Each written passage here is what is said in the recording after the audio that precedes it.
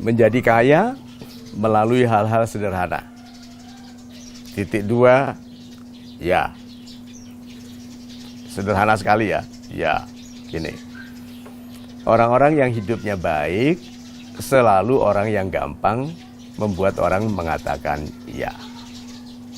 Orang-orang yang bahagia selalu lebih sering menerima ya daripada tidak. Nah, orang-orang yang sulit tidur tapi di depan TV ngeletak seperti ditembak sniper gitu kan. Ini orang ini bingung karena dirinya sendiri sering bilang tidak ke dirinya. Orang lain bilang tidak ke dirinya. Atasannya bilang jangan pernah ya sama wanita tongsis itu. Lihat tuh. Jadi dia hidupnya banyak tidaknya. Nah, orang yang hidupnya banyak tidaknya pasti stres. Pasti stres gitu. Nah, pelariannya pada itu post foto di Instagram banyak sekali.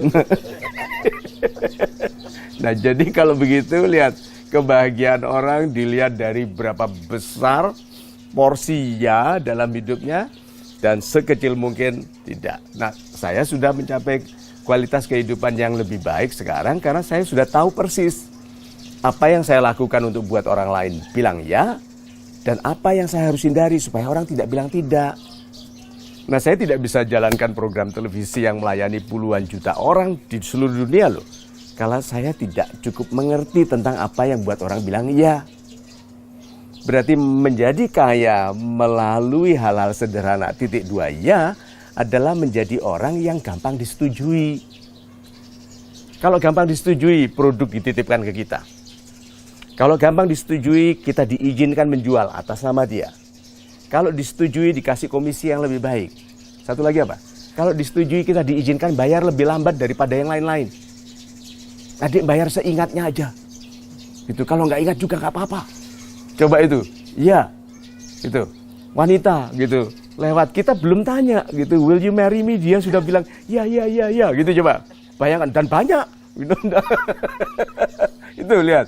Berarti orang itu kehidupannya baik atau tidak itu dari kemampuannya untuk membuat orang lain mengatakan ya. Nah, karena ini sederhana bahasanya, yuk kita sederhanakan lagi. Menjadi kaya melalui hal-hal sederhana. Titik dua ya. Kita sederhanakan ya. Hal yang paling sederhana untuk membuat orang mengatakan ya adalah kepribadiannya.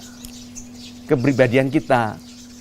Ada orang pribadinya gampang disetujui, gampang disukai karena memang dia senyum, dia mendengarkan, memperhatikan, menghormati. Orang yang mementingkan dirinya sendiri. Gue nggak suka ini, gue nggak suka itu, gitu. Aku kalau jalan-jalan maunya yang ini, mau itu. Pokoknya dirinya aja. Nanti orang bilang apa? Dia terlalu banyak menyetujui dirinya sendiri. Jadi orang lain nggak mau ikut-ikut, bosan, gitu. Jadi kalau gitu apa? Setujui orang lain. Kalau orang lain bicara, oh ya, super sekali, hebat sekali. Pribadinya senyum, melihat dengan mata tersenyum, mengangguk. Tuh, saya sudah senior, sudah tua, sudah lihat dunia luas, tapi kalau sama orang, sama anak muda tetap seperti teman. Katakan saja nanti saya jadi sangat kaya raya. Sekaya apapun nanti saya tetap lebih damai bersahabat dengan orang-orang sederhana. Enak gitu, nggak ada kepura-puraan. Orang miskin itu sederhana sekali dong. Yang mau disombongkan apa coba? Itu mobil gua, dia nggak punya, kita tahu lagi. Jadi bersahabat dengan orang miskin itu enak sekali. Kenapa? Kita juga bisa seperti mereka. Polos. Berarti apa? Hanya bersahabat karena orangnya.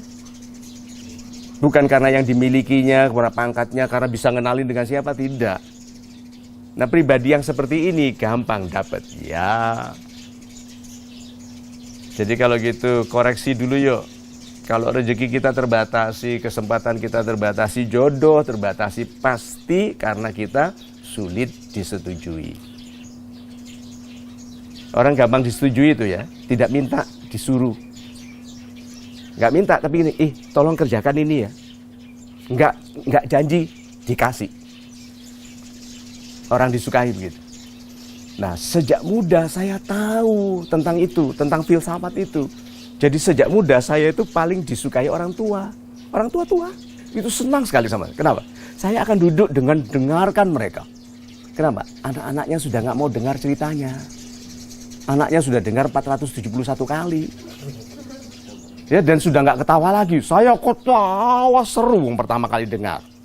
Gitu? Kedua, setelah dia cerita lagi, saya tetap ketawa. Kenapa? Itu teknik, itu harus. Itu lama-lama orang tua-tua itu memilih duduk dengan saya. Lalu cerita, tidak ada hal-hal yang tidak bernilai dari orang yang pengalaman, orang-orang tua itu. Jadi saya duduk menikmati, membuat mereka senang karena ada yang mendengarkan. Satu lagi, saya belajar. Itu sebabnya waktu masih muda dulu pikiran saya jauh lebih dewasa dari teman-teman saya karena saya diajari banyak orang tua. Diajari shortcut. Hidup ini kan ada banyak shortcutnya. Nah, yang tahu shortcut kehidupan orang tua yang sudah pengalaman. Dia bilangin, kamu jangan gini ya Mario ya. Pastikan orang perempuan yang baik itu seperti ini. Itu diajarkan ke saya. Gitu. Yang ajarkan itu. Tukang pel lantai. Saya mau pulang, jadi saya dapat beasiswa SMA ke Amerika. Udah mau pulang, sedih.